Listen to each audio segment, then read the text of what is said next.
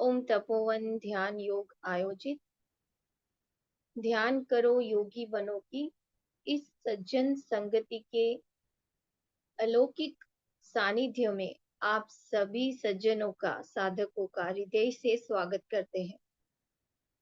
तो आइए हम सब मिलकर गुरु शक्तियों का आह्वान करते हैं। भाव से, श्रद्धा से आप जहां भी है वहां एक आरामदायक स्थिति में बैठ जाएं। कमर सीधी, आंखें बंद।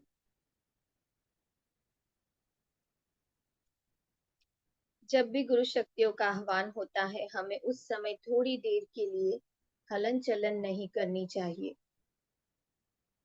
तो चलिए ओमकार के साथ ओम।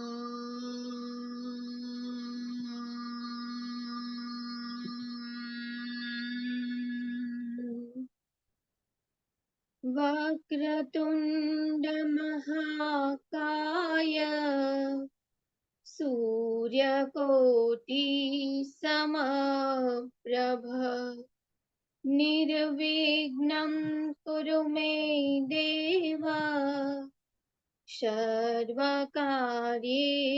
सर्वदा। गुरुर्ब्रह्मा गुरुर्विष्णु गुरुर्देवो महेश्वरा गुरुर्साक्षात् परब्रह्मा तस्मै श्री गुरवे नमः। तस्मै श्री गुरवे नमः। तस्मै श्री गुरवे नमः। नमस्कार। सभी गुरु शक्तियों के चरणों में रोम रोम से वंदन। गणेश जी गुरुवर आपके आशीर्वाद से इस ध्यान सत्र की शुरुआत करते हैं। आप सभी में विराजित उस परम परमात्मा को मेरा हृदय से जय सच्चिदानंद। जैसे कि हमने 2 दिन से जो हम ज्ञान ले रहे हैं, जो हम सत्संग सुन रहे हैं, जिनसे हम अपने आप को ज्ञान से, सत्संग से वृद्धिगत कर रहे हैं, हमारे जो भी कुछ अनसमझी हुई चीजें हैं उसे समझकर सुलझा रहे हैं। तो आज का जो हमारा ज्ञान है वो है अहंकार को कैसे जाने और इस अहंकार को जानकर कैसे इनसे मुक्त हो जाए और अपने जीवन को विनम्रता से भरा कैसे रखें। देखिए, इस बात को इतनी गहनता से समझनी है क्योंकि आध्यात्मिकता में सबसे बड़ी जो बाधा है, सबसे बड़ी जो चुनौती है, सबसे बड़ी जो दिक्कत है वो ही अहंकार है। तो क्षमा चाहती हूँ, फिर से हम लोग हमारी ही भाषा में इसको समझेंगे क्योंकि मुझे कुछ रिक्वेस्ट भी आई है कि हम इस जो भी ये महत्वपूर्ण ये जो बातें हैं इससे थोड़ा अपनी भाषा में ही समझे। तो चलिए આજે આપણે ફરીથી ગુજરાતીમાં જ આને સમજીશું। તો ધન્યવાદ તમારા સૌનો। અહંકાર એટલે શું?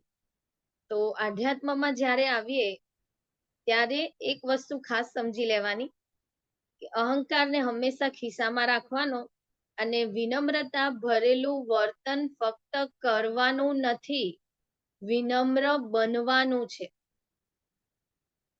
આ એક જ સૂત્રને યાદ રાખવાનું છે અને એક જ સૂત્રને આખા સેશન દરમિયાન આપણે સમજીશું અને આના ઉપર જ આપણે ધ્યાનમાં વર્ક કરીશું।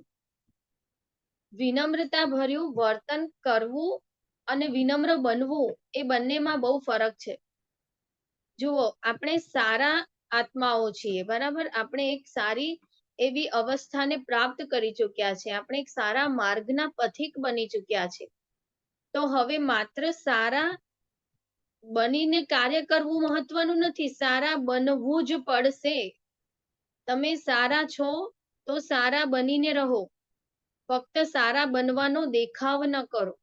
આટલી જ એક મેથડ સમજવાની છે કે સારા છો તો સારા બનીને જ રહો, સારા બનવા માટે દેખાડો ના કરો. માનવોમાં અહંકાર આવવો સ્વાભાવિક વસ્તુ છે, કારણ કે માણસ આ 4 વસ્તુથી જ બન્યો છે. જે અંતઃકરણમાં પડેલા છે વિકારો, એને આપણે દૂર કરીએ છીએ, બરાબર? કે મન, બુદ્ધિ, ચિત્ત, અહંકાર. તો આને જ આપણે એક સ્ટેપ થી શુદ્ધ કરતા જઈએ છીએ અને પરમાત્માની પ્રાપ્તિ કરીએ છીએ. પણ બધું જ આવરણો હટી જાય, પણ છેલ્લે આવે છે અહંકાર. આપણે સૌ જાણીએ છીએ કે ભગવાન રામે રાવણને નહોતો માર્યો, રાવણના અહંકારને માર્યો હતો, બરાબર? તો આ જ વસ્તુ છે કે અહંકાર જ્યારે એનું પરિપૂર્ણ સ્વરૂપ ધારણ કરે એટલે રાવણ, જેની અંદર 10 મહાવિદ્યાઓ છે, કઈક જ્ઞાન છે, અને કેટલીય લોકો પર વિજય પ્રાપ્ત કરી લીધું છે, કેટલી પ્રકારના શસ્ત્ર અસ્ત્રોથી એ સુસજ્જ છે, અને અષ્ટલક્ષ્મી જેમના ત્યાં નિવાસ કરે છે એવા રાવણ. તો બધી જ પ્રકારનું જ્ઞાન પ્રાપ્ત કરી લેનાર મનુષ્યમાં અતિરિક્ત પ્રમાણમાં અહંકાર નિર્મિત થઈ જતો હોય છે, અને ત્યારે જ એનામાં પરમ તત્વ એટલે કે પરમાત્માનું સ્વરૂપ ઉજાગર થઈને એમનો નાશ કરતું હોય છે. તો આજે આપણે જે સમજીશું એ છે કે કોઈ પણ આધ્યાત્મિકતાનું પ્રવાસ જ્યારે અસ્તિત્વમાં આવે તો એમાં વિનમ્રતા વિના એ પ્રવાસ શક્ય જ નથી.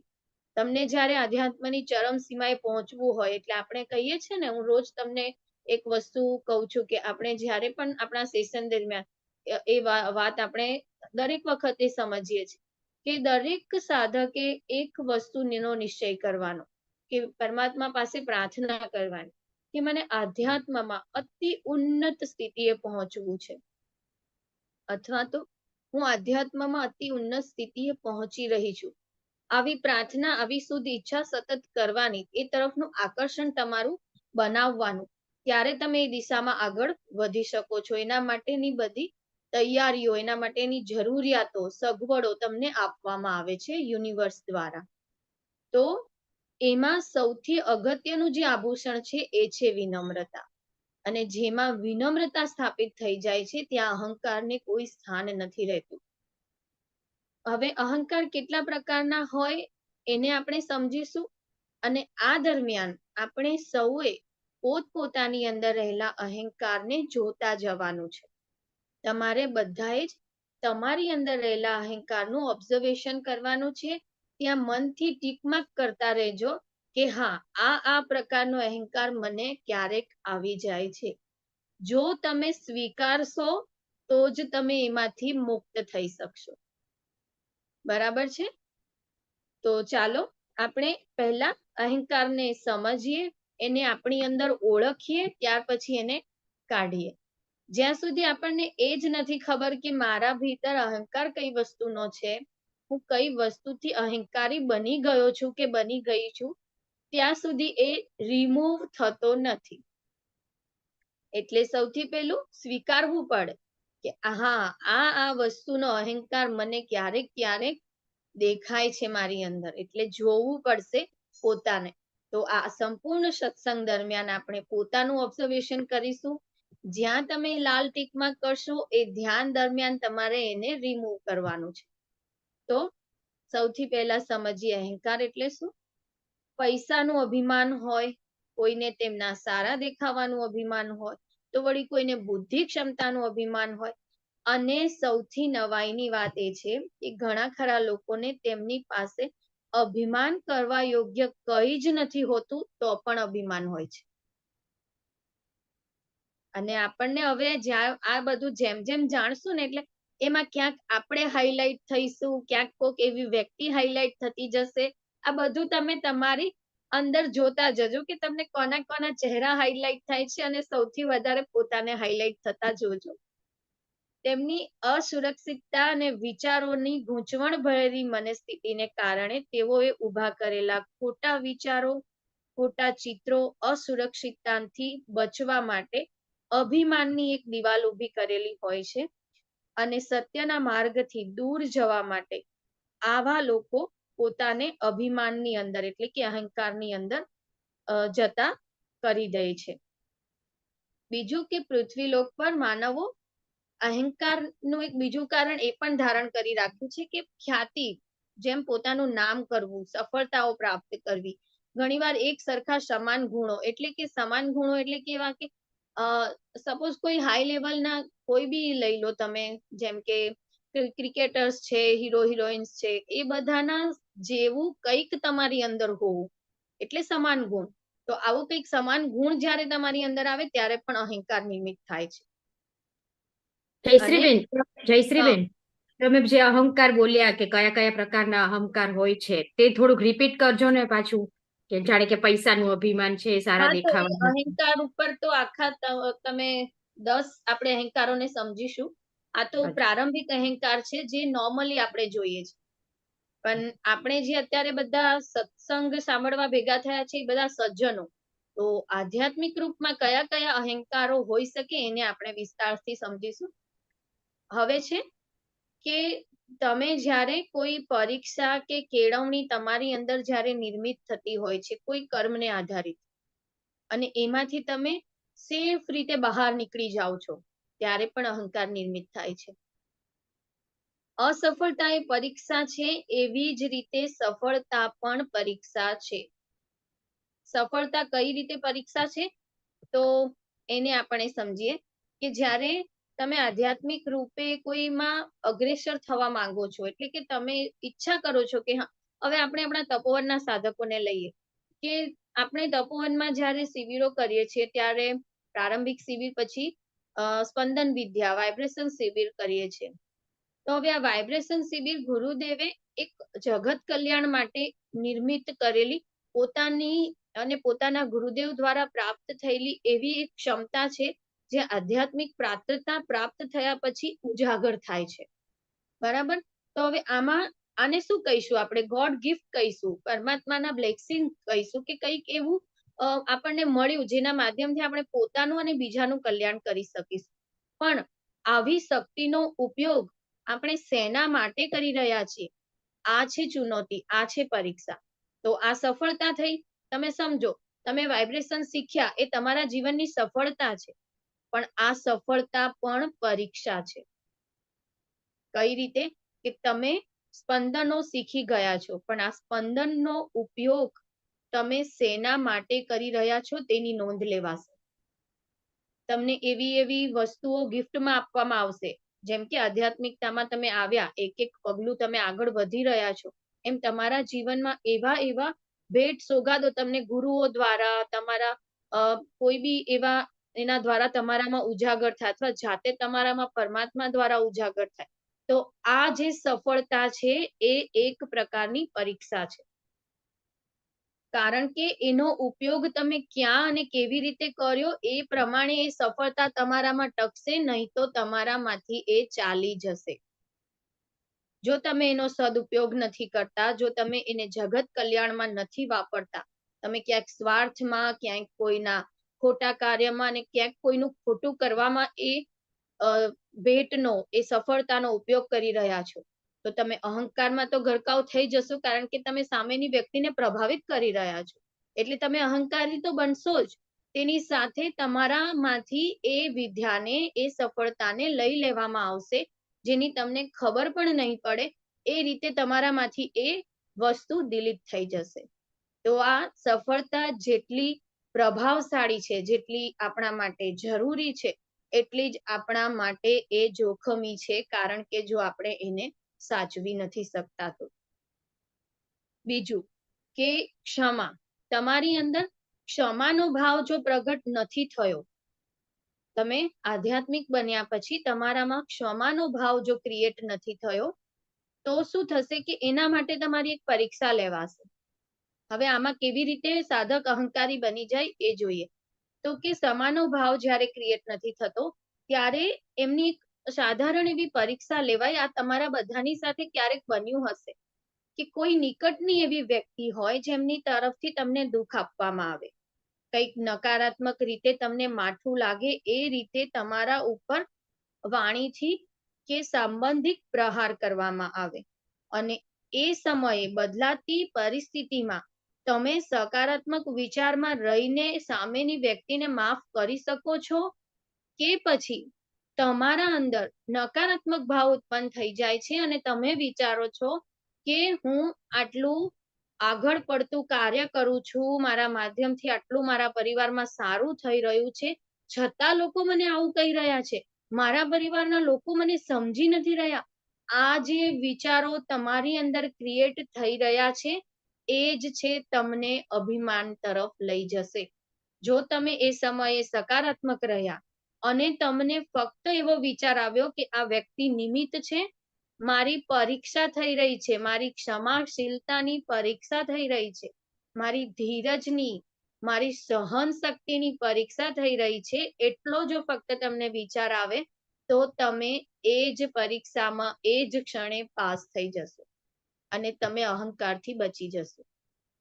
પણ સ્વાભાવિક રૂપથી શું બને છે, એ શબ્દો આપણને અસર કરી જાય છે, આપણે એ વ્યક્તિને નિમિત્ત નહીં પણ વ્યક્તિ તરીકે જોઈ લઈએ છીએ અને એના શબ્દોની અસરને પોતાની અંદર છાપી લઈએ છીએ અને માફ કરવાનું તો દૂર, આપણે એમના તરફ એવા ભાવ ક્રિએટ કરીએ છીએ કે આને એટલી નથી સમજ પડતી કે મારા તરફ એ આવું વર્તન કરે છે, મારા કારણે એનું કેટલું બધું સારું થયું છે, મારા કારણે મારા પરિવારનું કેટલું બધું સારું થયું છે, છતાં લોકો મને સમજી નથી રહ્યા.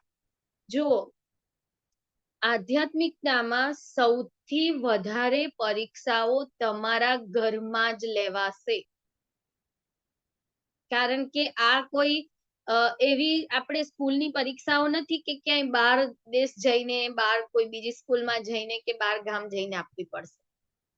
આ આપણા સ્વની પરીક્ષા છે. આપણે જે વ્યક્તિઓને સિલેક્ટ કરીને એક પરિવાર ઉભો કરીને આપણે જ્યાં આવ્યા છે, તે બધી આપણી સિલેક્ટ કરેલી વ્યક્તિઓ, એની સાથેના આપણા કાર્મિક સંબંધો, અને કદાચ કાલે જ આપણે જોઈ ગયા કે એમાં કોઈ વ્યક્તિ એવી છે જે પોતે પ્રાપ્ત કરી લીધું છે, એને પોતે તો એ પદને પ્રાપ્ત કરી લીધું છે, ફક્ત ને ફક્ત એના પરિવારને એ ઉન્નત સ્થિતિ પ્રાપ્ત થાય એના માટે એને જન્મ લીધો છે. આપણે કાલે જ જોયું કે કોઈક એવી વ્યક્તિ હોય એક પરિવારમાં જે આખા પરિવારનું સંચાલન કરતી હોય, બધા જ એની રિસ્પેક્ટ કરતા હોય અને બધા એનું માનતા હોય અને એ વ્યક્તિ બધા માટે સારો જ નિર્ણય લેતી હોય. તો આ વ્યક્તિ પહોંચેલી વ્યક્તિ છે, તમને બધાને પહોંચાડવા માટે તમારા પરિવારમાં આવી છે. અને તમે જોજો, એ વ્યક્તિ સતત સહન કર્યા કરતી હોય છે. તમે એ પણ માર્ક કરજો, એ વ્યક્તિ ક્યારે પણ બીજાની સામે લડવું, ઝઘડવું કે પોતાને સાબિત કરવામાં નથી મથતા. એ હંમેશા સહન કર્યા કરતી હોય છે અને બીજાને સપોર્ટ કર્યા કરતી હોય છે. કારણ કે એને એ જ રીતે તૈયાર કરવામાં આવે છે ને તમારા પરિવારમાં મોકલવામાં આવે છે. તો આ બધી વસ્તુઓ આપણને અહંકારમાંથી બચવા, મતલબ કે આપણે અહંકારને કેવી રીતે સમજીશું એના માટે આ સહાયભૂત છે. બીજું કે સાચી સફળતા ભૌતિક સફળતા નહીં પરંતુ આધ્યાત્મિક સફળતા છે. આપણે જે જીવનની એક દોડ શરૂ કરી દીધી છે, એ શેની છે? આપણે મતલબ કે બધા જ લોકોને જો આપણે ઓવરઓલ જોવા જઈએ તો બધાની દોડ શેના તરફ છે? આધ્યાત્મિક જે સફળતાઓ છે એને તો સાથે રાખે છે, પણ આર્થિક રૂપે મજબૂત થવું, આર્થિક રૂપે પરિપક્વ થવું, એને વધારે ઇમ્પોર્ટન્સ આપી દીધું છે. અને એના કારણે પણ અહંકારમાં નિર્મિત થઈ જાય છે, અમુક વૃત્તિઓ અહંકારી બની જાય છે. પૃથ્વી લોકના ભૌતિક જગતમાં રહીને પણ આધ્યાત્મિક વિકાસ સાધવાનો અને જ્યારે ભૌતિક સફળતા મળે ત્યારે પણ તમારો ધ્યેય આધ્યાત્મિક પ્રગતિ કરવાનો, સફળતામાં માનવતાના માટે ઉચ્ચ કાર્યો કરવાના માટે તેને ઉપયોગમાં લેવું. એવી રીતે પૃથ્વી લોકમાં સમતોલપણે જિંદગી જીવી શકો અને માનવીમાં અહમથી આવતી ખામીઓનો તો આખરે કોઈ અંત જ નથી. અહમ ઉત્પન્ન થાય એટલે અનંત પ્રકારની ખામીઓ ઉત્પન્ન થાય. જો અત્યારે આપણે સમજ્યા કે કોઈ ગિફ્ટ આપવામાં આવે, સફળતા, જેમ કે કોઈ તમને સમજો કે કોઈને ભૌતિક રીતે એકદમથી વધારે પડતી સુખ સુવિધાઓ ઉપલબ્ધ થઈ જાય. આપણે જોઈએ છીએ ઘણા એવા પરિવાર છે જે ગર્ભ શ્રીમંત નથી હોતા, પાછળથી એમની પાસે એટલો અઢળક પૈસો આવતો હોય છે અને એકદમથી પૈસા વાળી વ્યક્તિ બની જતી હોય છે. આ ક્ષણે વિચારો, એમની પાસે આવેલી અતિરિક્ત પ્રમાણની ભૌતિક સુખ સુવિધાઓ શેના માટે પ્રોવાઈડ કરવામાં આવી હોય છે? એક તો એમની પોતાની મહેનતે એમને મળતું હોય છે, પણ એ શેના માટે છે? માનવોના ઉચ્ચ કાર્યો કરવા માટે. પણ જો એ ન સમજી શકે અને બધી જ સુખ સુવિધાઓ, બધી જ ભૌતિક વસ્તુઓને પોતાના માટે વાપરવા લાગે, તો ધીમે ધીમે ધીમે એ વસ્તુઓ એમની પાસેથી જતી રહે છે. પણ જો એનો ઉપયોગ એ સારા કાર્યોમાં કરે, એનો ઉપયોગ લોકોના કલ્યાણ માટે કરે, ઉન્નત કાર્યો કરે, તો એમની પાસે એ સુખ સુવિધાઓ વધતી જાય છે. એટલે કે તમને જે ગિફ્ટ પરમાત્મા પાસેથી આપવામાં આવી રહી છે, એનો હર ક્ષણ સદુપયોગ કરો. અને હવે આપણે સૌથી ઇમ્પોર્ટન્ટ વસ્તુ સમજીશું કે સમજદાર માનવીઓ હશે તો તેમને ખ્યાલ આવશે કે આ ખામીઓ હોવી અતિ જોખમી છે. એટલે કે અહંકારી વૃત્તિઓ જ્યારે નિર્માણ થાય છે તે આપણા માટે અતિ જોખમી હોય છે. પરંતુ ચોક્કસપણે તમારા જીવાત્માને એ મારે તો છે જ, પણ જ્યારે તમારો અહંકાર તમને અજય કે અદ્વિતીયપણે જગાડે ત્યારે તમારી જાતને યાદ અપાવજો કે તમે એક માનવ છો અને તમારી જિંદગી એક જ ક્ષણમાં, એક જ ઝાટકે બદલાઈ જઈ શકે છે. આ એક વસ્તુ આપણે સમજીએ કે આપણે બધા એક માણસ છીએ, બરાબર? આપણે કોઈ દેવતા કે આપણા અંદર કોઈ એકદમથી અલૌકિક એવી શક્તિઓ નથી કે આપણે એક ક્ષણમાં કોઈને મારી શકીએ અને એક જ ક્ષણમાં કોઈને જીવાડી શકીએ. આપણે બધા એક સાધારણ મનુષ્યના જીવનના રૂપમાં પૃથ્વીમાં આવ્યા છે. અને જ્યારે આપણો અહંકાર એકદમથી હાવી થાય ને ત્યારે આપણા અહંકારને આપણે કહેવાનું કે તું માણસ છે અને તું એક જ ઝાટકામાં પરમાત્મા દ્વારા કોઈ એક જ ઝાટકામાં તારું આખું જીવન બદલાઈ જશે. એટલે કોઈ પણ વસ્તુનો ક્યારેય પણ અહંકાર કરીશ નહીં, એવું આપણે પોતાને કહેવાનું, એવું કહેવામાં આવે છે. અને એક સૌથી ઇમ્પોર્ટન્ટ થિંગ, તમે મહાન છો એ ભાવનાને કેળવવાને બદલે જેણે તમને મહાન બનાવ્યા તેનો આભાર માનજો. આપણે બધા જ સાધકો, અહીં ઉપસ્થિત બધા જ સાધકો મહાન છો, ઉન્નત કાર્ય કરવા માટે આવ્યા છો. અને ખરેખર દરેકે દરેક જીવ એક યુનિક હોય છે, સ્પેશિયલ ક્વોલિટી લઈને આવે છે. પણ એ સમયે પોતાને યાદ અપાવવાનું કે મારી મહાનતા, મારી કેળવણી પાછળ કોઈ એવી મહાન આત્માનો હાથ છે જેણે મને મહાન બનાવ્યા છે, જેણે મને મહાન બનાવી છે કે બનાવ્યો છે. બરાબર? તો જ્યારે અહંકાર નિર્મિત થાય ત્યારે પોતાને યાદ અપાવી દેવાનું, આમાંનું મારું તો કંઈ છે જ નહીં, આ તો કોઈકનું ગોડ ગિફ્ટ છે જેને હું વાપરી રહી છું, વહેંચી રહી છું. એ જ ક્ષણે તમારી અંદરથી અહંકાર ચાલ્યો જશે. હવે જે આપણે વસ્તુ સમજીશું કે અહંકાર કઈ રીતે જોખમી છે અને એને કઈ રીતે ઓળખી શકાય, તો એના અહીંયા કંઈક લક્ષણો આપ્યા છે જેનાથી આપણે અહંકારને ઓળખીશું આપણા પોતપોતાની અંદર. જો માણસમાં અહંકાર હોય તો એમના મંતવ્યો ખોટા પડે છે. તમે જોજો ક્યારેક કોઈક એવી વાત કરતા હોતા હોય અને ક્યારેક કોઈક બીજી વાત કરી દેતા હોય, અને ક્યારેક ક્યારેક એમની વાતો સાચી પડતી હોય પણ ક્યારેક ખોટી પડતી હોય, ત્યારે સમજી લેવું કે એમાં અહંકાર નિર્મિત થઈ ગયો હોય છે.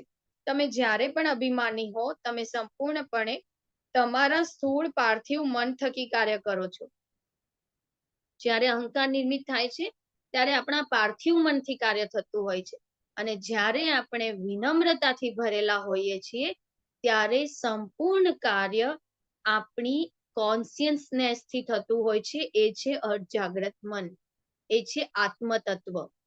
જ્યારે આપણે વિનમ્રતાથી ભરેલા હોઈએ ત્યારે આપણા શરીર દ્વારા, આપણા મન દ્વારા જે પણ કાર્ય થાય એ કોન્શિયસનેસ સ્થિતિથી થાય છે, અને એ છે આત્મા, પરમાત્મા, કે જેને તમે અર્ધજાગ્રત મનના સ્વરૂપમાં પોતાની અંદર ફીલ કરી રહ્યા છો. બીજું છે, જ્યારે અહંકાર નિર્મિત થઈ જાય છે ત્યારે આધ્યાત્મિક સ્તરથી નીચે ઉતરી જવાય છે. અભિમાન એ તમને પરમાત્માથી દૂર ભગાડે છે અને તમને એવું માનવા આવી દે છે કે તમે કોઈ ઊંચી શક્તિ હોઈ જ ન શકો, અને તમે માનવા મજબૂર કરે છે કે બુદ્ધિશાળી વ્યક્તિ છો તમે, પરમાત્મા ઉપર વિશ્વાસ રાખવાની તમને કઈ જરૂર નથી. તર્ક વિતર્ક એ બધા બુદ્ધિવાદી વ્યક્તિઓના શબ્દો છે. અર્ધજાગ્રત મન જેવું કંઈ હોતું જ નથી અને પરમાત્માનું અસ્તિત્વ ક્યાંય નથી, તમારી અંદર છે પણ એ તમે પોતે જ છો. એટલે કે આપણાથી હાયર કોઈ છે જ નહીં, આપણાથી હાયર ઉપરી કોઈ છે જ નહીં, એવું જ્યારે ફીલ થવા માંડે ત્યારે સમજવું ક્યાંક અહંકાર નિર્મિત થયો છે. આપણે સૌ જાણીએ છીએ આપણે પરમાત્માના દિવ્ય અંશ છે. અંશ હોવું તો ક્યાંક એનો પરમહંસ હશે ને. આપણે બધા જો અંશ માત્ર છીએ તો પરમહંસ ક્યાંક હશે ને. તો એટલે આપણા બધાની શ્રદ્ધા છે કે હા આપણે એ પરમાત્માના અંશ છે. તો એ પરમાત્મા, એ મૂળ સ્તોત્ર, એ પરમ તત્વ, એ વિદ્યુત બ્રહ્મ જેમાંથી આપણે ઉત્પન્ન થયા છે એ છે એવો વિશ્વાસ છે, ત્યાં અહંકાર નથી. પણ જ્યાં આવો વિશ્વાસ નથી ત્યાં અહંકાર છે, ત્યાં એ પોતાને સર્વસ્વ માને છે. ત્રીજું કે આપણે કક્ષાના તરંગો નીચી લેવલે જતા રહે છે, એટલે કે આપણા ઓરા, આપણા આભા મંડળ બદલાઈ જાય છે, નેગેટિવ થઈ જાય છે. તમે જ્યાં ઊભા છો એ સિચ્યુએશનમાં તમારી આજુબાજુ વાળાને તમારાથી કંટાળો આવવા લાગે છે. તમારી ઉપસ્થિતિ કોઈને ગમતી નથી, તમારું હોવું કોઈને પસંદ નથી કરતું. આવા ઓરા તમારા બની જાય છે. જ્યાં તમે ઊભા છો, જ્યાં તમે જાઓ છો એ મેળાવડામાં તમને તમારાથી કોઈને આનંદ નથી આવતો, એટલે કે તમારા તરંગો નેગેટિવ થઈ જાય છે, જ્યારે અહંકાર નિર્મિત થઈ જાય છે. ચોથું અન્યાય, અન્યાય એટલે કે આ વસ્તુને કેવી રીતે સમજીશું કે જ્યારે તમારી સાથે કંઈક ગલત થાય, તમારી સાથે કઈ પણ પ્રકારની કોઈ પણ શાબ્દિક તમને દુઃખ આપે કે કઈ પણ એવી વસ્તુઓ જે તમારી સામે આવે, બની શકે છે ને સ્વાભાવિક વસ્તુઓ છે કે બધા પાસેથી માન મળવું જરૂરી નથી. તમને ક્યાંકથી અપમાન પણ મળે, તમને ક્યાંકથી અન્યાય પણ સહન કરવો પડે. તો આ જે વસ્તુ છે એને તમે સહન કરી લો છો, એને જોઈને જતું કરો છો, કે પછી એની સામે તમે ક્રોધિત થઈને એનો વિરોધ કરો છો. જો તમે અહંકારી હશો તો એ સામેની વ્યક્તિ જે તમને કંઈક બે શબ્દ સંભળાવ્યા બી તો તમે તરત એનો પ્રત્યુત્તર આપશો અને એમનો વિરોધ કરશો. પણ જો તમે પેશન્સ, તમારી અંદર ધીરજ રાખી, તમારી અંદર વિનમ્રતા છે, તો તમે એ બે શબ્દો સાંભળી લેશો અને એને બ્લેસ યુ કરશો. આ જ વસ્તુ અહંકાર છે કે જ્યાં અહંકાર નિમિત્ત થઈ જાય છે ત્યાં સાંભળવાની શક્તિ રહેતી નથી. ત્યાં પોતે ક્યારેક જવાબદાર હોઈ શકીએ છીએ કોઈ કારણોસર, એ સ્વીકાર ભાવ રહેતો નથી. અન્યાયને તમે જોઈ શકતા નથી કે હા આવું પણ બની શકે, સહજ વૃત્તિમાં તમે નથી રહી શકતા, એનો મતલબ છે અહંકાર નિર્મિત થઈ ગયો છે.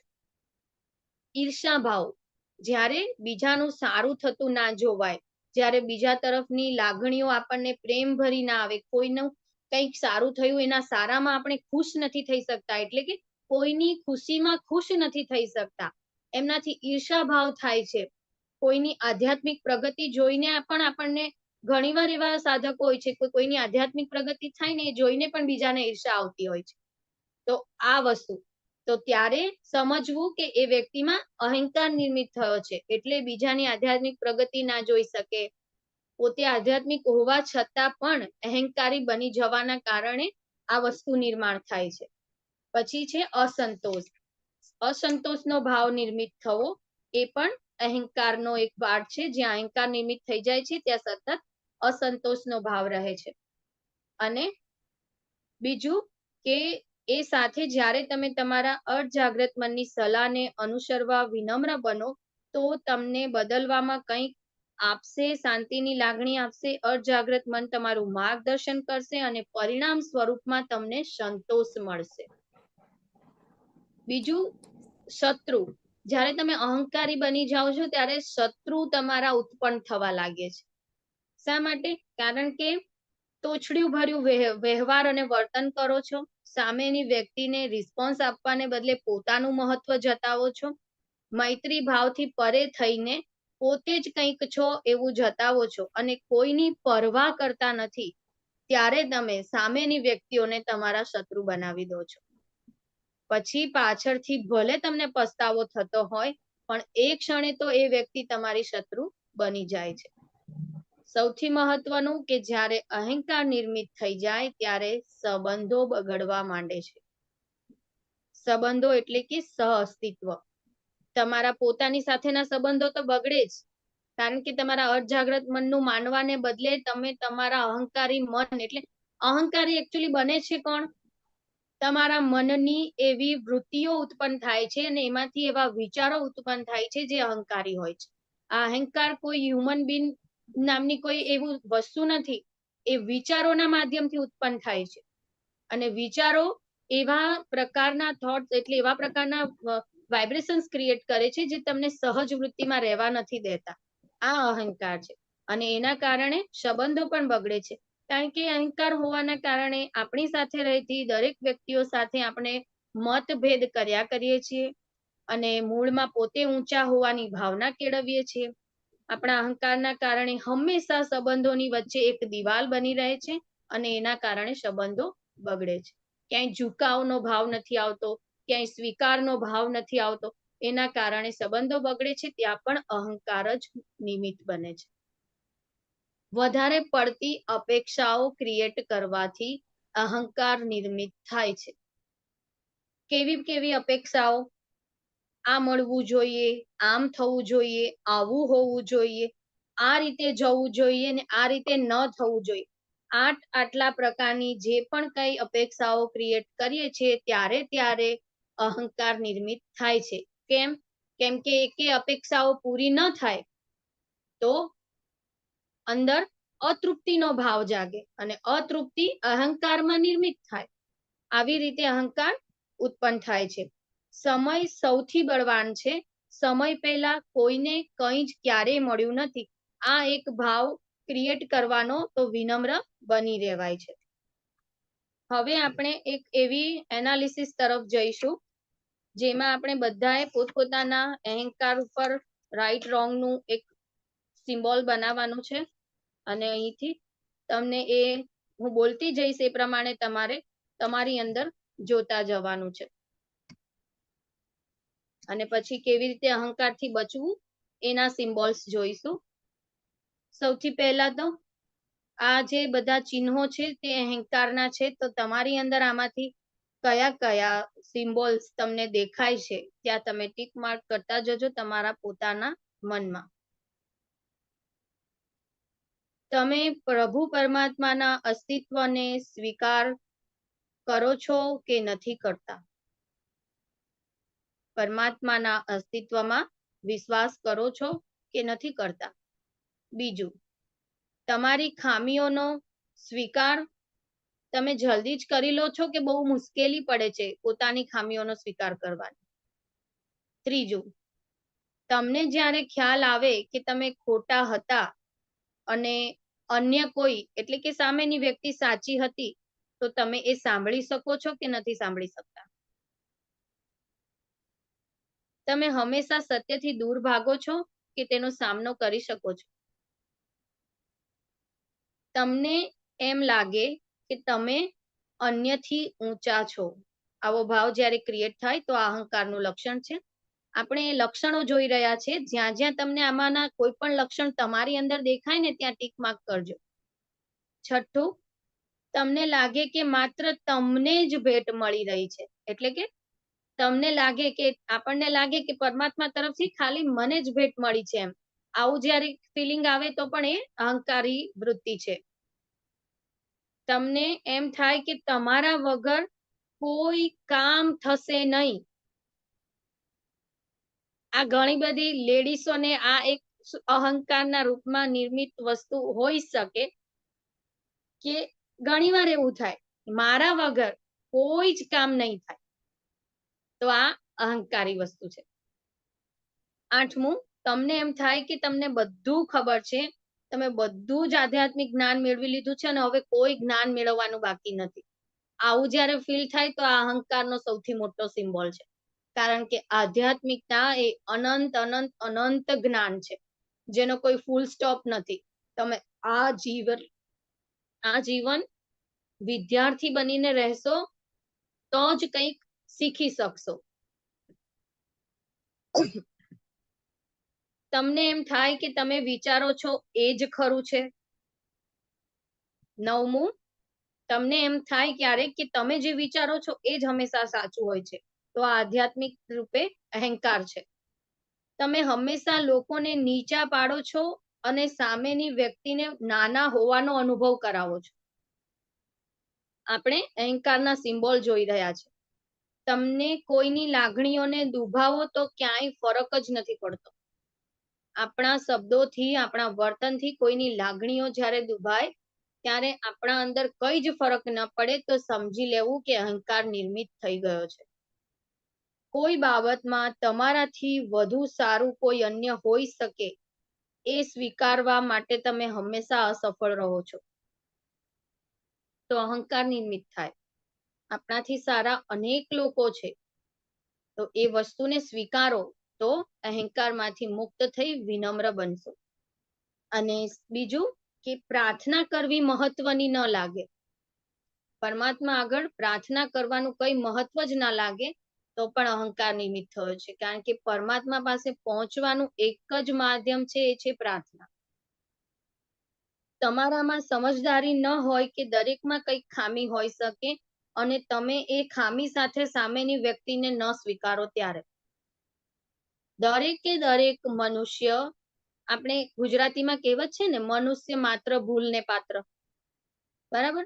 તો દરેકથી ક્યારેક ને ક્યારેક કોઈ ને કોઈ ગલતી, કોઈ ને કોઈ ખામી થઈ શકતી હોય છે, અને સહજ વસ્તુ છે.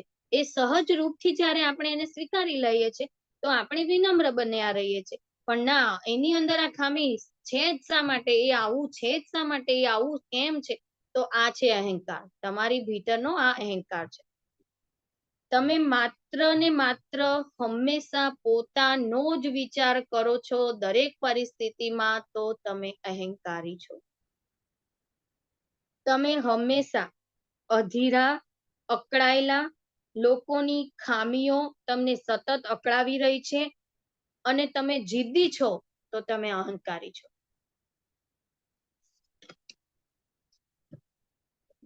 18મું, તમને પરિવર્તન ક્યારેય પસંદ જ નથી, તો તમે અહંકારી છો.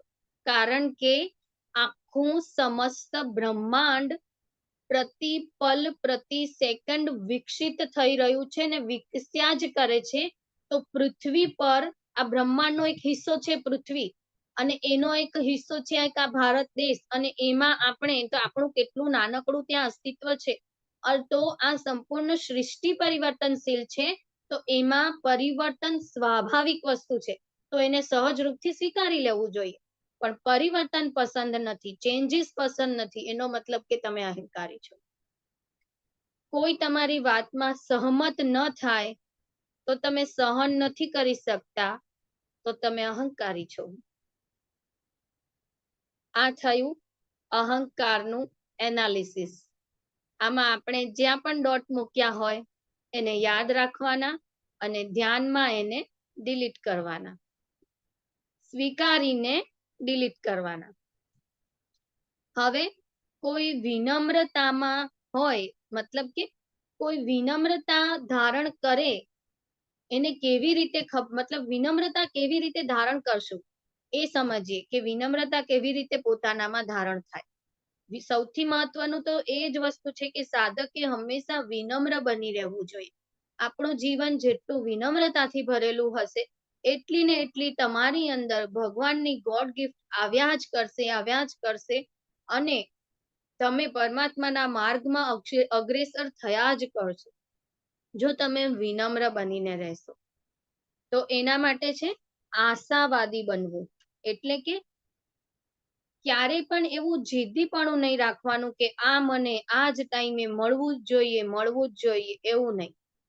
પ્રયત્ન કરવો, એના માટે પ્રાર્થના કરવી, અને છેલ્લે મળશે તોય ઠીક, નહીં મળે તોય ઠીક, એવી આશા રાખવાની. જિદ્દીપણું નહીં, મળવું જ જોઈએ એવું નહીં. પરમાત્મા પર છોડી દો, તમારા માટે જ્યારે યોગ્ય હશે ત્યારે એ તમને આપશે.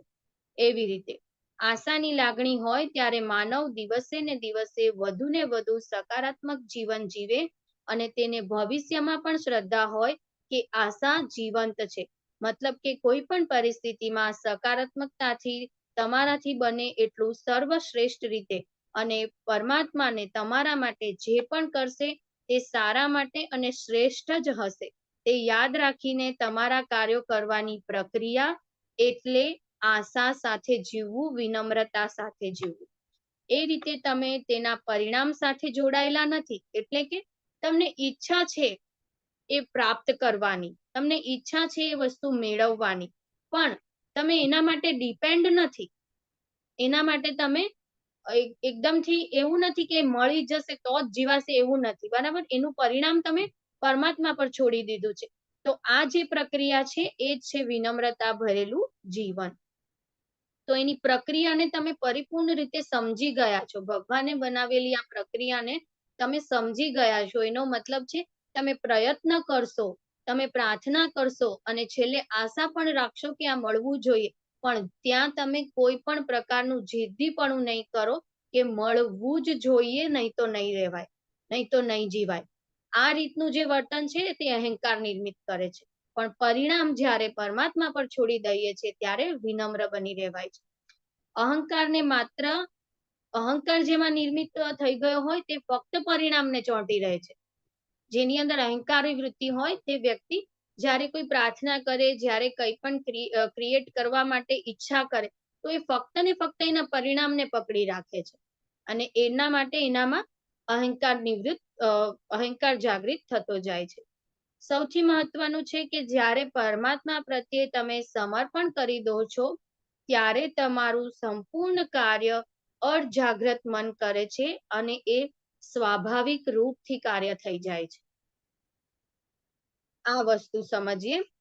આ જે છે એટલે કે સમર્પણ, એટલે જ્યારે તમારો સંપૂર્ણ ભાવ શ્રદ્ધાના રૂપમાં પરમાત્મા પર ટકી રહે છે, પરમાત્મા પ્રત્યે સમર્પિત થઈ જાય છે, ત્યારે તમારું સંપૂર્ણ સંચાલન એટલે કે આપણા મનનું, આપણું જે આ શારીરિક મન છે એનું સંપૂર્ણ સંચાલન આપણા હાયર સાથે એટલે કે આપણા અર્ધજાગ્રત મન, આપણા ભીતર રહેલો આપણો આત્મા, એની સાથે કનેક્ટ કરી દઈએ છીએ. એટલે આપણો સંપૂર્ણ સંચાલન હવે કોણ કરશે? આપણી જ આત્મા. આપણા આત્મા દ્વારા આપણને માર્ગદર્શન મળતું રહેશે અને સારા કાર્યો કરવા માટે આપણે પ્રેરાતા રહીશું. તો જ્યારે સમર્પણ જાગે છે ત્યારે જ વિનમ્ર બની શકાય છે. આટલું જ વિનમ્રતાનું એક સિમ્બોલ છે કે જ્યારે તમે સમર્પિત થઈ શકો છો તો વિનમ્ર બની શકો છો. બીજું કે અજાગ્રત મન જ્યારે જાગ્રત થઈને તમારા ભીતર કાર્ય કરવા માંડશે તો એ કાર્ય કુદરતી રીતે થશે. પ્રાર્થના કરો, તમે જ્યારે સચ્ચાઈપૂર્વક અને નિયમિતપણે પ્રાર્થના કરો તો તમને હંમેશા જાણ હશે કે પરમાત્માની રચના અજોડ અને અમર હોય છે. તેમાં હંમેશા પરિણામ તેની ઈચ્છા અનુસાર તમારા માટે સારા હોય છે. સહઅસ્તિત્વ અને એકતાને સમજીએ. પરમાત્માએ દરેક માટે સમાન રચના કરી છે. જે ક્ષણે તમે સ્વને અન્ય કરતા ઊંચા સમજો તો તમે તમારા વિચારોમાં ખામી છે. આપણે સૌ પૃથ્વીલોક પર પરીક્ષા, કેળવણી અને આધ્યાત્મિક ધ્યેય માટે વિભિન્ન ભેટ સાથે આવીએ છીએ. કહીએ ને દરેકમાં કઈ ને કઈ ભગવાને એવી સ્કિલ નાખેલી જ હોય છે. એ સ્કિલ એટલે કે ભેટ, કઈ ને કઈ કળા ભગવાને બધામાં નાખી છે. આપણે એ કળાને ખીલવવાની છે, સ્કિલને ડેવલપ કરવાની છે. એ એટલે કે પરમાત્મા દ્વારા મળેલી આપણને ભેટ. તો એટલે ઊંચા થવાનો ક્યાંય સવાલ જ નથી, બધા જ યુનિક છે. આપણે ફક્ત પોતાને યુનિક માનીએ એવું જરૂરી નથી. બધામાં કંઈક ને કંઈક એવી યુનિક વસ્તુ ભગવાને નાખીને જ પૃથ્વી પર મોકલ્યા છે. અન્યની સેવા કરવી, બીજાની સેવા કરતા શીખવું અને ક્યાંક તમે અહંકારથી બચી શકો. કારણ કે જેમાં વિનમ્રતા હોય, જેમાં સેવાનો ભાવ હોય, જેમાં સમર્પણનો ભાવ હોય, એ વ્યક્તિ જ કોઈકની પાસે નમી શકે છે અને ક્યાંક સેવા કરી શકે છે. ખુલ્લા મને અન્યના મંતવ્યોને સમજવું. તો વિનમ્રતા જો ભરેલી હોય તો જ બીજાના મંતવ્યોને સાંભળવાની શક્તિ હોય અને એને સમજવાની શક્તિ હોય. પોતાની ખામીઓનો હરેક સમય સ્વીકાર કરો.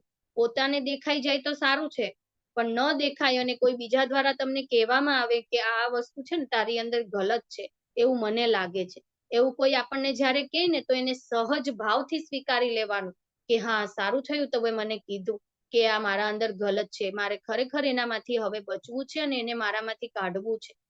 તો આ વસ્તુ જ્યારે ક્રિએટ થઈ જાય ત્યારે સમજવું કે તમે સંપૂર્ણપણે વિનમ્ર છો, તો જ તમે સામેલી વ્યક્તિને સાંભળી શક્યા ને તમારી ખામીને તમે જોઈ શક્યા. આધ્યાત્મિક જ્ઞાન માટે હંમેશા તૈયાર રહેવું. વિનમ્ર માનવ હંમેશા એક વિદ્યાર્થી હોય છે.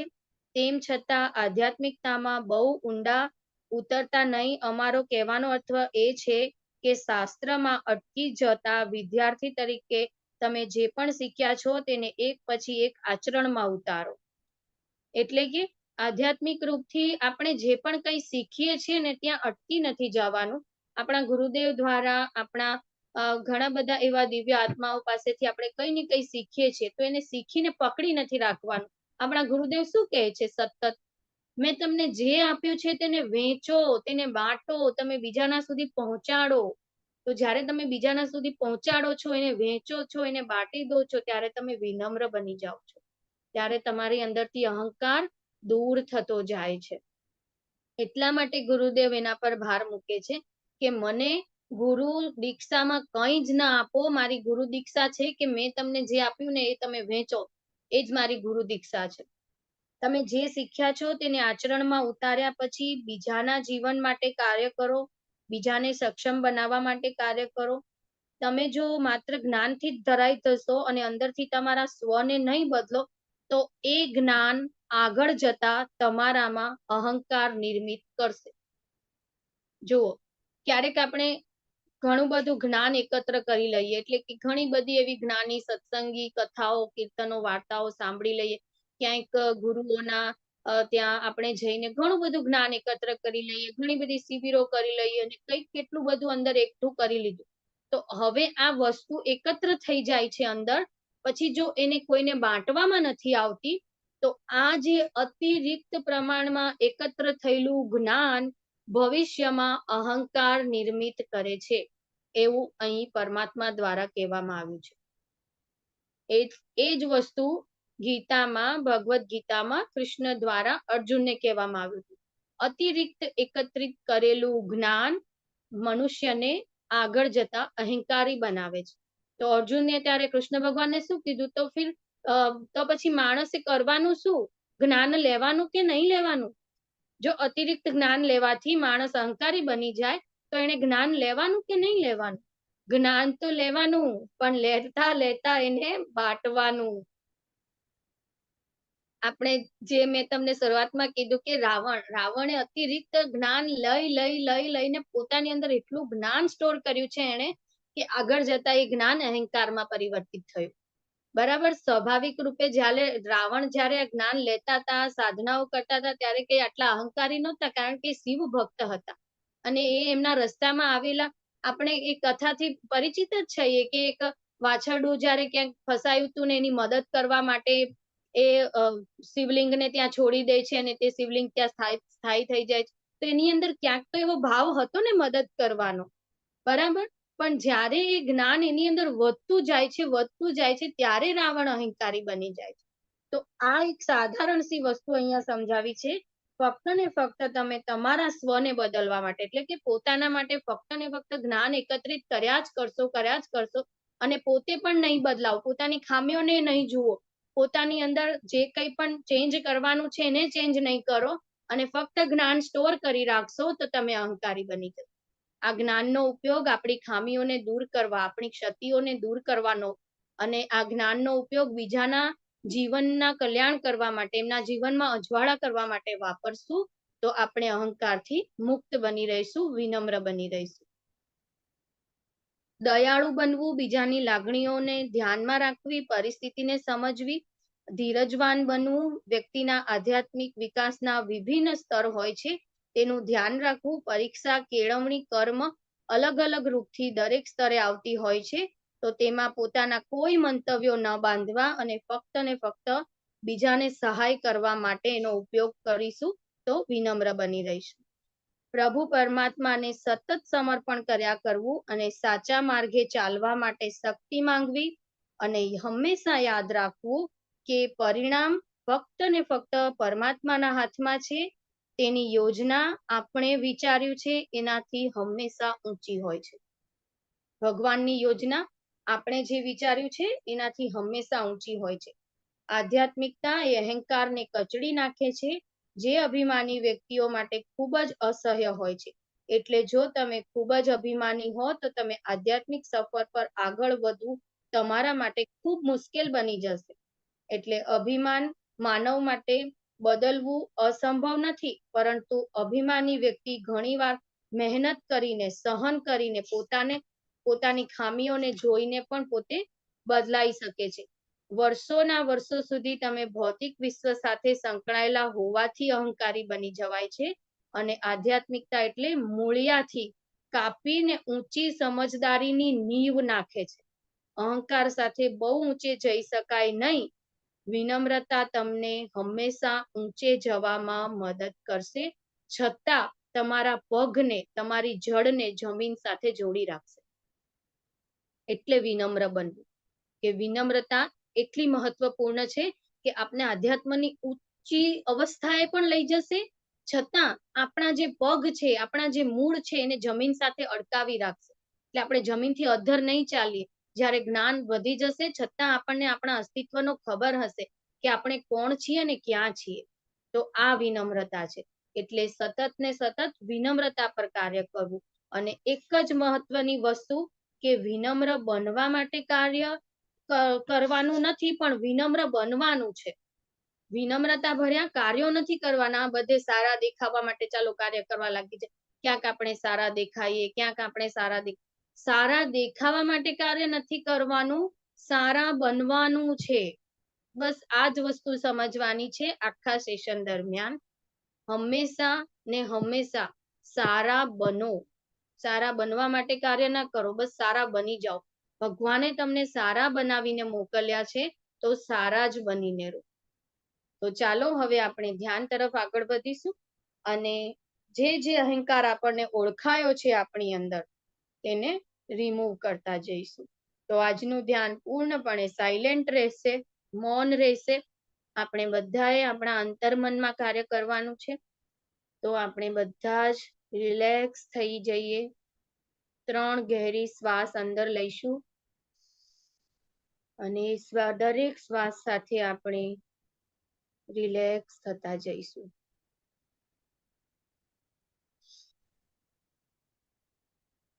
મનથી, વિચારોથી રિલેક્સ, સંપૂર્ણપણે રિલેક્સ થતા જઈશું.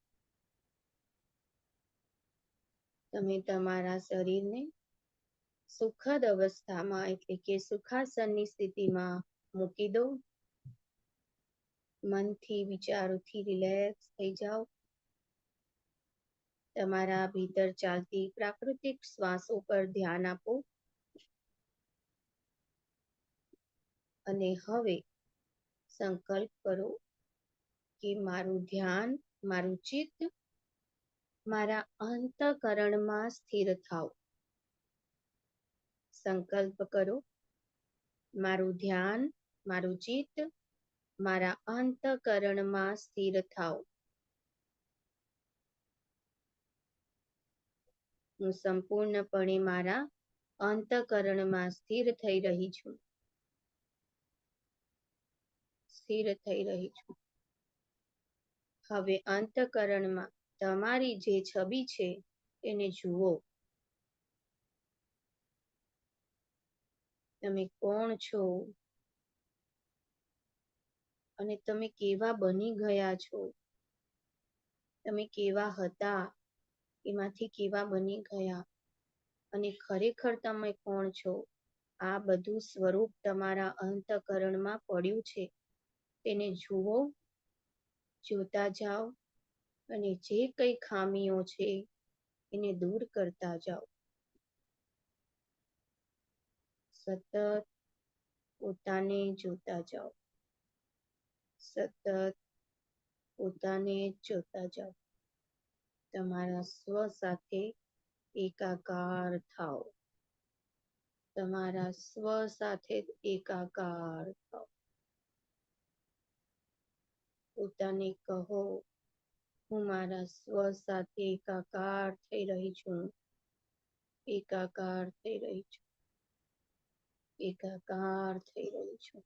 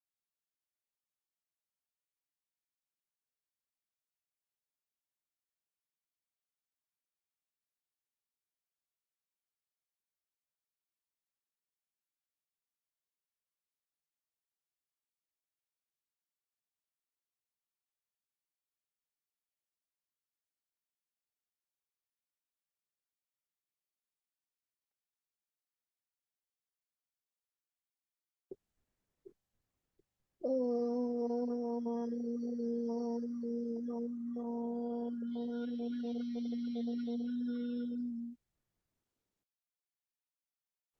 नहीं खोलनी है। अब अंत में हम सबको परमात्मा द्वारा एक ऐसी चाबी दी जा रही है जिससे हम अपने आप को अहंकार से मुक्त कर पाएंगे, उसे पहचान पाएंगे और रिमूव कर पाएंगे।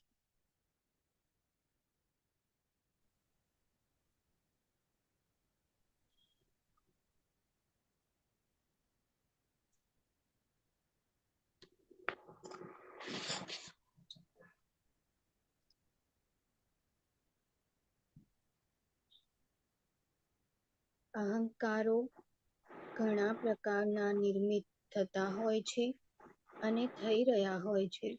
તેમાં સૌથી વધુ ખરાબ આધ્યાત્મિક અભિમાનનું અહંકાર છે, જે વિચારોના માધ્યમથી બહાર આવે છે.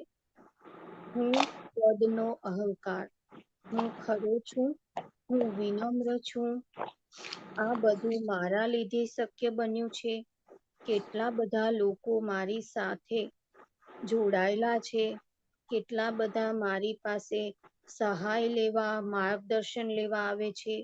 હું ઘણા સામાજિક કાર્યો કરું છું, હું બહુ મોટો સાતા પ્રદાન કરું છું.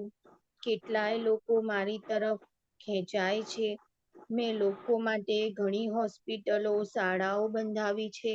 હું ધાર્મિક વ્યક્તિ છું, હું જાણું છું, મેં આટલું બધું પ્રાપ્ત કર્યું છે. હું મારા કાર્યમાં, વ્યવસાયમાં શ્રેષ્ઠ છું. આ બધા જ હું પદના, મારા કારણે થતા દરેક કાર્યોના અહંકારો છે. હું સાધક છું, હું આટલો જૂનો સાધક છું, મારા લીધે આટલા કાર્યો થયા છે. આ હું અને મારું અહંકાર નિર્મિત થઈ ગયાના લક્ષણો છે. સતત અને સતત હું પરમાત્મા પાસેથી આવ્યો છું અને આ બધી સફળતાઓ પરમાત્માની છે. એમના દ્વારા મારામાં ગુણોના રૂપે ઉમેરવામાં આવી છે. આ બધી જ પરમાત્માની ભેટ છે અને હું એમનો સેવક છું. હું એમનું કાર્ય કરી માનવતાને સહાય કરી રહ્યો છું. આ ભાવ અહંકારમાંથી મુક્ત કરે છે.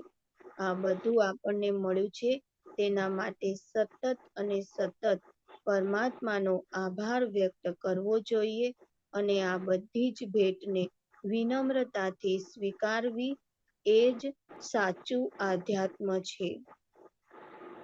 જો અભિમાની છો તો પોતાને સમજાવી અને સ્વીકારી લઈ તેના માટે સુધરી જવા અંતઃકરણપૂર્વકની ઈચ્છા અને પ્રાર્થના તેમાંથી આપણને મુક્ત કરે છે.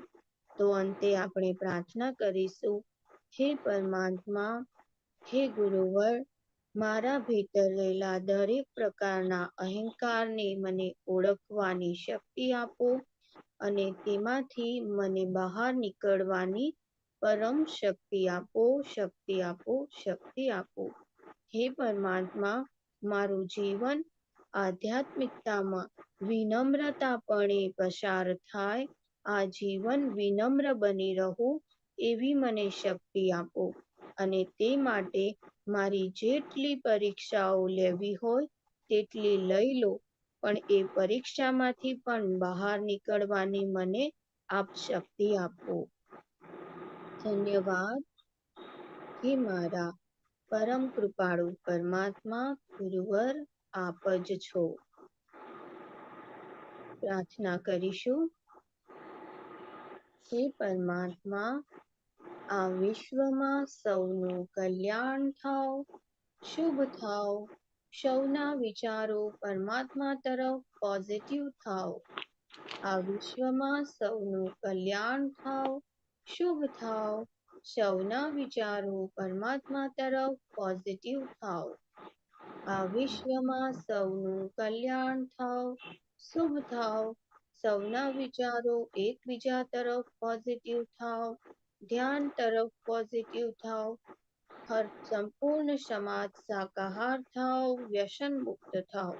હે પરમાત્મા, પરમ પૂજ્ય ગુરુદેવનું સ્વાસ્થ્ય સંપૂર્ણપણે સ્વસ્થ રહો તેમજ ગુરુદેવના દરેક અંગો સુચારુ રૂપથી કાર્ય કરી રહ્યા છે. ગુરુદેવની આયુ દીર્ઘ છે એ જ અમે સૌ પવિત્ર આત્માઓની શુદ્ધ પ્રાર્થના છે. શુદ્ધ પ્રાર્થના છે. શુદ્ધ પ્રાર્થના છે. ધન્યવાદ કરીશું. સર્વે ઉપસ્થિત ગુરુ શક્તિઓનો રોમ રોમથી ધન્યવાદ. પરમ પૂજ્ય ગુરુદેવ એવં માતાજીનો હૃદયથી ધન્યવાદ. પોતપોતાના માતા પિતાનો ધન્યવાદ. પૃથ્વી માતાનો ધન્યવાદ. આપ સૌમાં વિરાજિત દરેક શુદ્ધાત્મા પરમાત્માનો હૃદયથી ધન્યવાદ. આ સત્રમાં ઉપસ્થિત રહેનાર દરેક સજ્જનોનો ધન્યવાદ. અને અંતે પોતપોતાનો ધન્યવાદ કરતા કરતા એક શુદ્ધ ભાવના સાથે પોતાની ચેતનામાં પાછા ફરીશું. તો પોતાના શ્વાસોમાં ધ્યાન આપતા આપતા સંપૂર્ણ ઉર્જાને પ્રવાહિત કરીશું.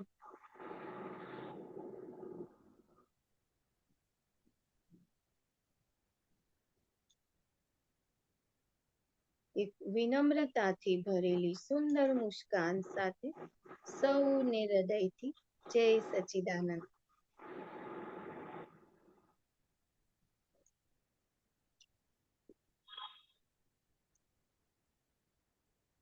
તમે તમારો સમય લેતા લેતા ધ્યાનમાંથી બહાર આવી શકો છો. કોઈ ધ્યાનમાંથી બહાર આવવાની જબરદસ્તી કરવાની જરૂર નથી.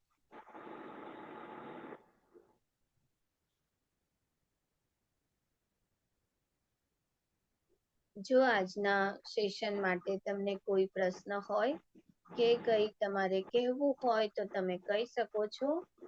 અને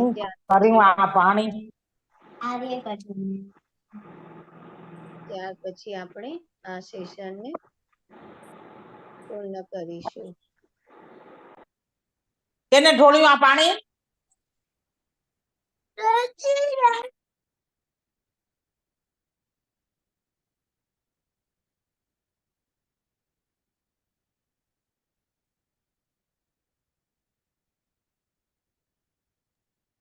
તો કોઈને કંઈ જ ના પૂછવું હોય કે કંઈ કહેવું ના હોય તો આપણે આ સેશનને પૂર્ણ કરીએ છીએ. શ્રીબેન. હા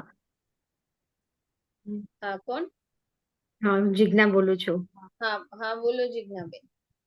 હા, હરિઓમ બધાને. મારે એક કાલનો મારો અનુભવ કેવો છે, ગઈકાલનો.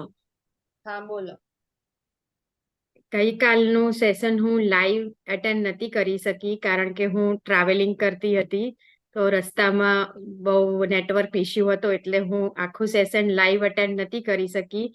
પરંતુ ઘરે જઈને હું બીજા કોકને ઘરે ગઈ હતી તો એમના ત્યાં જઈને મેં પછીથી એ સેશન આખું અટેન્ડ કર્યું. અને જે પ્રમાણે આપણા કર્મોનું આપણે નેગેટિવ કર્મો બધા આપણે જે વિલીન કર્યા એનો બહુ સરસ અનુભવ થયો મને કે આ કાર્મિક બધું જે પ્રોસેસ હતી એ હું પહેલા પણ કરી ચૂકી છું. બધા કર્મો આપણે કેવી રીતે બાળવા અને કેવી રીતે ડિલીટ કરવા ને મેં ઘણે ખરે અંશે એ કર્યું પણ છે. પણ મારા જીવનનું એક મોટામાં મોટું કર્મ હતું તે મેં એ ડિલીટ કરવાની કોશિશ પણ કરી હતી આના પહેલા, પણ મને જુએ એટલી સફળતા એમાં નથી મળી. પરંતુ કાલે જે આ પ્રોસેસ ચાલુ હતી એ પ્રમાણે જ્યારે હું ડિલીટ કરવા લાગી તો મારે એ જ્યારે કર્મ હું ડિલીટ કરવા લાગી ત્યારે મારી આંખની આગળ અંધારા આવવા લાગ્યા. તો મને એમ થયું કે આ કેમ કાળું કાળું દેખાય છે બધું.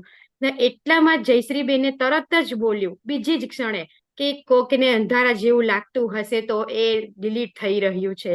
તો એટલો બધો એમ કોન્ફિડન્ટ આવ્યો કે ના સાચે આ કર્મ ડિલીટ હવે ડિલીટ થઈ ગયું છે. તરત જ એમ હજુ તો મારા આંખમાં અંધારા આવ્યા અને કાળું કાળું દેખાવા માંડ્યું. તરત જ જયશ્રીબેને બીજી જ ક્ષણે બોલ્યું કે કોઈને આવું કાળું કાળું દેખાતું હશે એવું.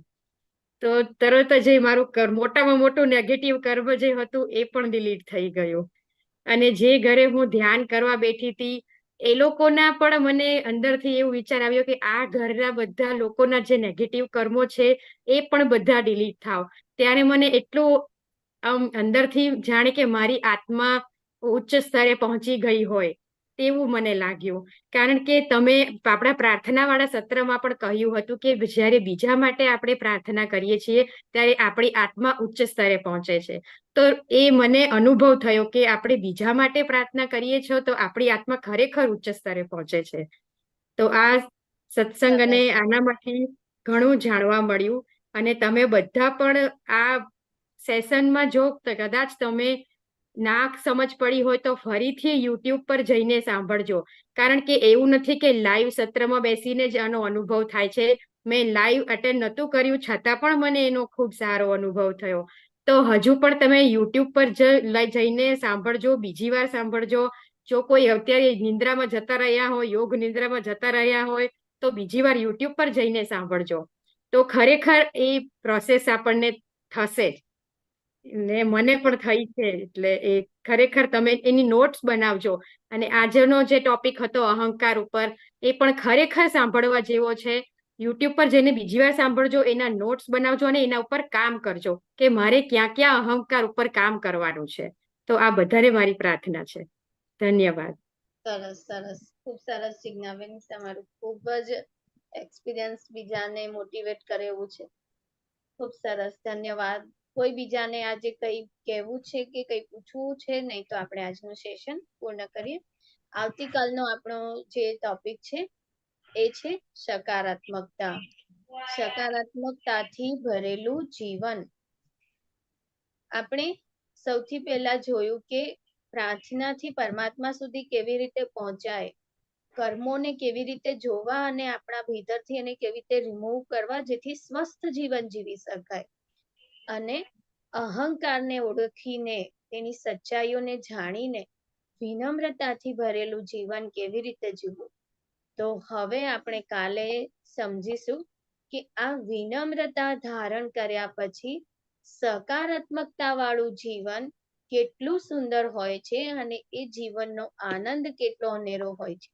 તો કાલે આપણે સકારાત્મકતાને સમજીશું, એના ઉપર સત્સંગ લઈશું અને એના ઉપર ધ્યાનમાં એ સકારાત્મકતાને આપણા ભીતર ઉતારીશું. તો ચાલો કાલે ફરીથી મળીશું આ જ સમયે. ત્યાં સુધી આપ સૌને હૃદયથી જય સચ્ચિદાનંદ. ધન્યવાદ. આપ સૌનો ખૂબ ખૂબ આભાર. કાલનો ક્લાસ મારે બી એટેન્ડ નતો થયો, તો યુટ્યુબ પર કેવી રીતના આવશે? આપણે ગ્રુપમાં લિંક મૂકી દઈએ છે ને. હા આપણી જે તપોવનની જે ચેનલ છે ને, ધ્યાન કરો યોગી બનો, હા એના વોટ્સએપ ગ્રુપમાં આપણી જે દિવસનો લાઈવ સેશન હોય છે એની નીચે જ એની યુટ્યુબ લિંક આવી જાય છે. તો તમે બરાબર ઓપન કરીને એનામાં જોઈન થઈ શકો છો. બરાબર. ઓકે ઓકે હા. ઓકે. આપનો ખૂબ ખૂબ ધન્યવાદ જયશ્રી બેન. Thank you so much. We all love you. Love you too. Love you all. જય સચ્ચિદાનંદ. જય ગુરુદેવ. જય સચ્ચિદાનંદ. જય સચ્ચિદાનંદ. હરિઓમ. જય જય ગુરુ. ગુરુદેવ. જય હરિઓમ. સચ્ચિદાનંદ. Thank you. જય Sachchidanand. Thank you. Gratitude. Thank you દીદી. ગ્રેટિટ્યુડ. Thank you. ખૂબ ખૂબ આનંદ આવે હો. થેન્ક યુ દીદી. જય ગુરુદેવ. જય સચિદાનંદ. હરિઓમ. હરિઓમ. જય સચ્ચિદાનંદ. હરિઓમ.